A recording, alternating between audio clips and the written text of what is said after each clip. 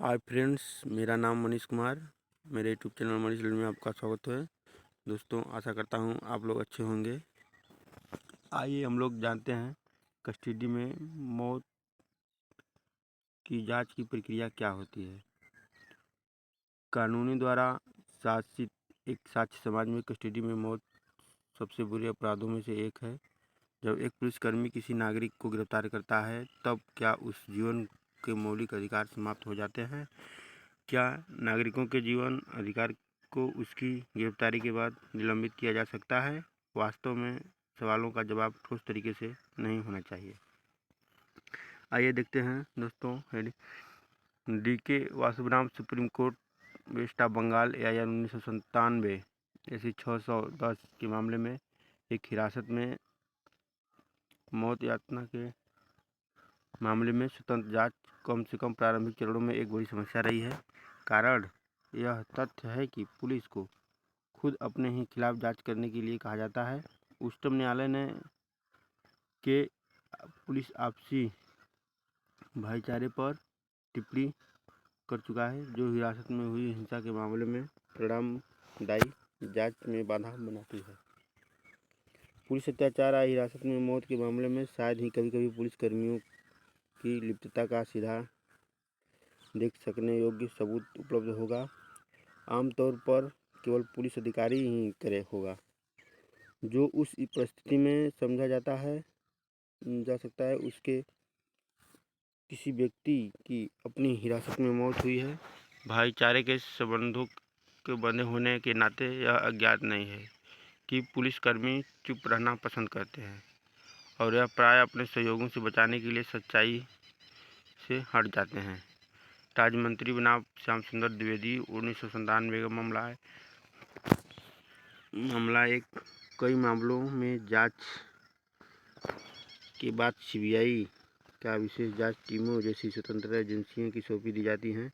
ज़्यादातर मामलों में ऐसे पीड़ितों के रिश्तेदारों द्वारा लड़े गए मुकदमों के कारण होता है। हालांकि बाद में जांच को ऐसी एजेंसियों को देना किसी ठोस परिणाम का आश्वासन नहीं दे सकता है।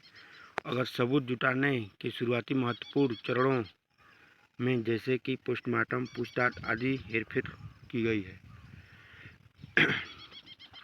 इस समस्या का ध्यान में रखते हुए घटना को तुरंत बाद समांतर मजिस्ट्रियल जांच की एक प्रक्रिया का परिकल्पना की गई है। आइए देखते हैं दोस्तों। दंड प्रक्रिया संहिता की धारा 176(1)(a) के अनुसार, जिसे 2005 में संशोधन के बाद CRPC में डाला गया है। धारा 176(1) CRPC में कहा गया है कि मजिस्ट्रेट, जिसे प्राकृतिक मौत के मामले में पूछताछ करने का अधिकार है, वह पुलिस अधिकारी द्वारा की जा रही जांच के अलावा मौत के कारणों की जांच कर सकता है। यह एक सामान्य सशक्तिकरण का प्रावधान है जो मजिस्ट्रेट को इस प्रकार की जांच करने का विवेक देता है। एक अन्य तथ्य है कि किसी ऐसी पूछताछ की जांच कार्यकारी मजिस्ट्रेट और न्यायिक मजिस्ट्रेट द्वारा की जा सकती है। दूसरी ओर, पुलिस हिरासत में मौत, लापता होने और बलात्कार के मामलों में निपटाने के लिए धारा 176(1) एक विशेष प्रावधान है। प्रावधान में कहा गया है कि ऐसे मामलों में न्यायिक मजिस्ट्रेट और मेट्रोपॉलिटन मजिस्ट्रेट जिनके स्थानीय अधिकार क्षेत्र में अपराध किया गया है, पुलिस द्वारा की गई पूछताछ और जांच के अलावा एक पूछताछ करेंगे। आइए देखते हैं दोस्तों। एक हेडिंग है, अनुभाग को निम्नानुसार समझा कैसे जा सकता है। यह पूछताछ हिरासत में मौत, बलात्कार, लापता होने की पुलिस जांच का समांतर है। यह जांच कार्यकारी मजिस्ट्रेट द्वारा नहीं की जा सकती है और इसे न्यायिक मजिस्ट्रेट द्वारा किया जाना चाहिए। यह जांच अनिवार्य है। धारा 176(1) में करेगा शब्द में उपयोग से प्रकट होता है, जो कि हो सकता है कि शब्द के अलग 2005 में संशोधन के बाद डाली गई धारा 176(5) में मजिस्ट्रेट को इस तरह की जांच का अधिकार देती है। व्यक्ति की मृत्यु के 24 घंटे के भीतर शरीर के निकटतम सिविल सर्जन के पास जांच के लिए भेज दिया जाए। यदि ऐसा करना संभव नहीं है तो लिखित रूप में कारण दर्ज किए जाने चाहिए।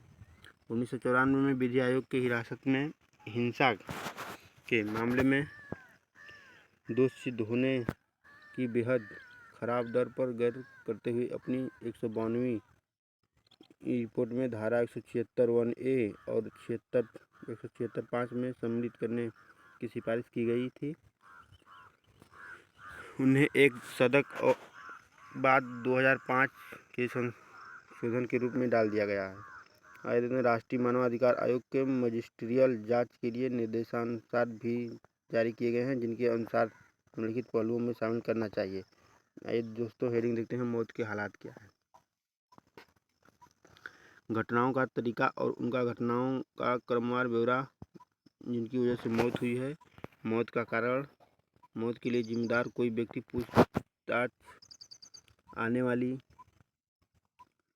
बेईमानी का संदेह, मृत्यु के लिए जिम्मेदार लोक सेवकों को चूक, फिर मृत्यु के दी गई चिकित्सा का प्राप्यता, फिर उसके बाद NHRC मजिस्ट्रेट द्वारा जांच पूरी करने के 2 महीने की समय सीमा निर्धारित की गई है। देते हैं हेडिंग है 176(1)(a) एक गैर अनुपालन है। प्रावधान में अनिवार्य प्रकृति के बावजूद इनका अनुपालन बहुत कम में होता है। जनवरी 2020 में सुप्रीम कोर्ट ने एक जनहित याचिका पर नोटिस जारी किया था, जिसमें सभी राज्यों केंद्र शासित प्रदेशों को धारा 176(1)(a) के सख्त कार्यान्वयन का निर्देश देते हुए मांग की गई थी। मानवाधिकार कार्यकर्ता हुआस चकमा द्वारा दायर जनहित याचिका में कहा गया था कि 2005 से 2017 के बीच पुलिस हिरासत में लोगों की मौत और गुमशुदगी के 827 मामले में न्यायिक जांच केवल 166 मामले में ही हुई है, यानी कुल 20% मामला जांच हुआ है। याचिका में कहा गया है कि धारा 176(1)(a) के लागू होने के बाद ही इस्तेमाल नहीं किया गया है। यह केवल कानून की किताबों तक ही सीमित है और इसे ज़मीन पर ही लागू नहीं किया गया है। तमिलनाडु में सथानकुलम की हिरासत में हुई मौत के जयराज बेनिक्स मामले में मद्रास हाई कोर्ट ने कोलविलपट्टी न्यायिक मजिस्ट्रेट की जांच का आदेश देने के लिए सुओ मोटो हस्तक्षेप करना पड़ा। FIR का पंजीकरण, हिरासत में हुई मौत के मामले में FIR दर्ज करना अनिवार्य है। सुप्रीम कोर्ट ने ललिता कुमारी बनाम स्टेट ऑफ यूपी 2014 USC 1 के मामले में निर्देश दिए गए। स्पष्ट किया गया कि FIR का पंजीकरण संहिता की धारा 154 के तहत अनिवार्य है। अधिसूचना संज्ञेय अपराध का खुलासा करती है और इस तरह की परिस्थिति का कोई प्रारंभिक जांच स्वीकार्य नहीं है। यहाँ तक कि धारा 176(1)(a) में कस्टोडियल मौत के मामले में नियमित पुलिस जांच की बात की जाती है और पुलिस जांच के अलावा मजिस्ट्रियल जांच की भी परिकल्पना की गई है। जैसे कि सथानकुलम मामले में पुलिस आलेख लिखे जाने तक हिरासत में हुई मौत के संबंध में प्राथमिकी दर्ज नहीं की है। भारत में विधि आयोग ने हिरासत में हुई मौतों के मामले में FIR दर्ज करने में पुलिस की इस समस्या से वाकिफ है और इस संबंध में 152वें प्रावधान में सुझाव दिया था कि किसी भी व्यक्ति को FIR दर्ज करने में पुलिस की विफलता के मामले में न्यायिक प्राधिकरण के संपर्क करने का अधिकार दिया जाए। यह CRPC की धारा 154(a) में शामिल करके प्रावधान किया गया है, जो कि निम्नानुसार है। आइए दोस्तों देखते हैं धारा 154(a। धारा 154 में कुछ भी नहीं होने के बावजूद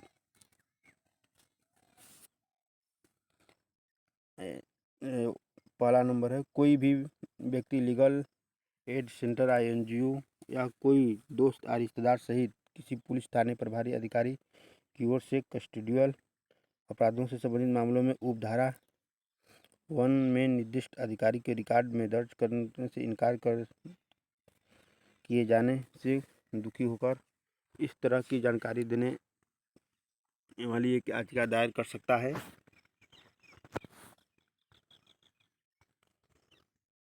फिर उसके बाद ए में मुख्य न्यायिक मजिस्ट्रेट के मामले में पीड़िता के अलावा हिरासत में मामलों के लिए हिरासत मामले या सेशन जज के समक्ष हिरासत में पीड़िता की मौत से जुड़े अपराधों के मामले में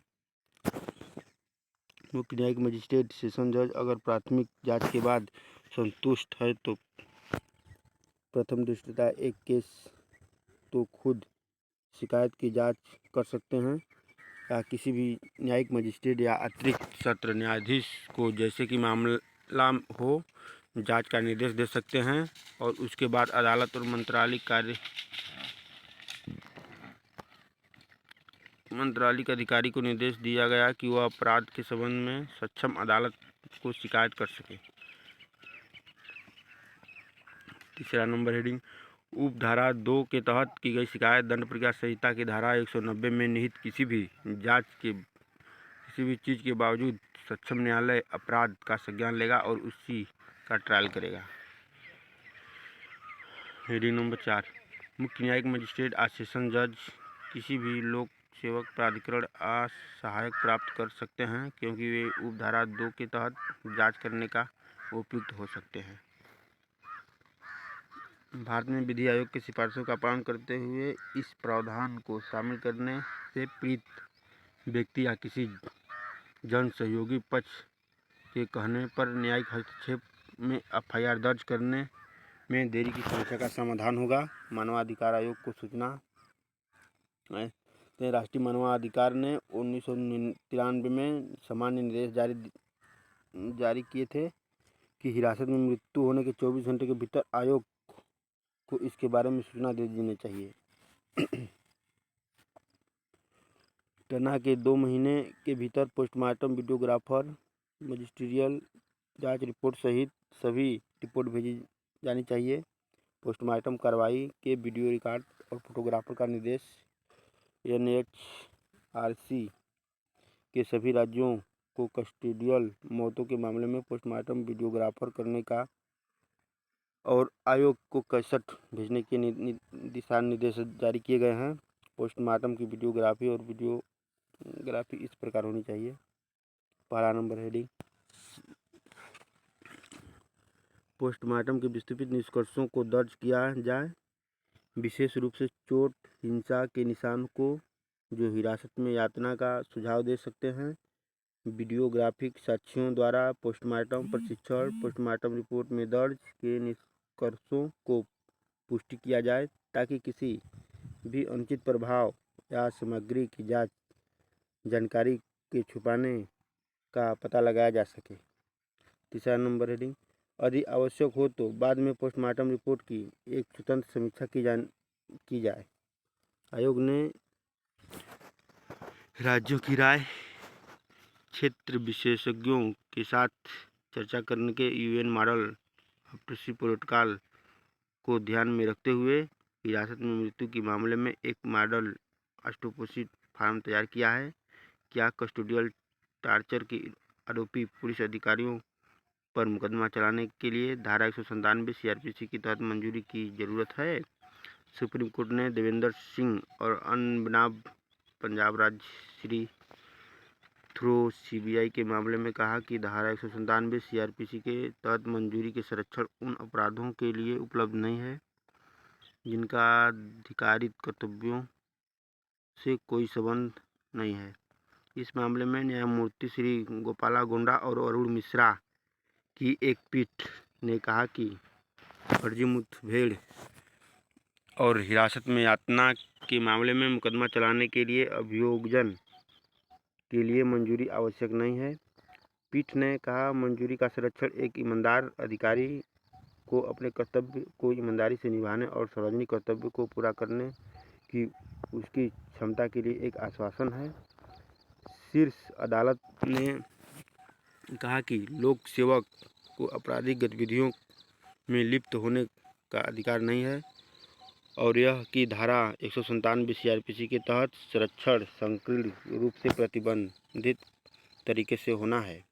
अदालत ने कहा कि धारा 197 सीआरपीसी के तहत सुरक्षा का दावा करने के लिए साबित करना होगा कि कृत्य आधिकारिक कर्तव्यों से जुड़ा था।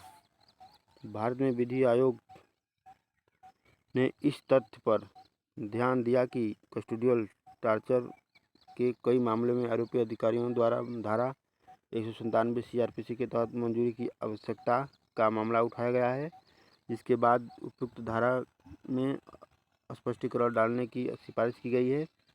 संदेह से बचने के लिए यह घोषित किया गया है कि मंजूरी का प्रावधान किसी न्यायाधीश या लोक सेवक द्वारा किए गए किसी अपराध के लिए लागू नहीं होता है, तो इसकी हिरासत में किसी व्यक्ति के संबंध में उसके शरीर पर किए गए अपराध हैं, न कि किसी ऐसे अपराध के लिए अनुमति दी जाएगी जिसमें अधिकार का दुरुपयोग किया गया हो।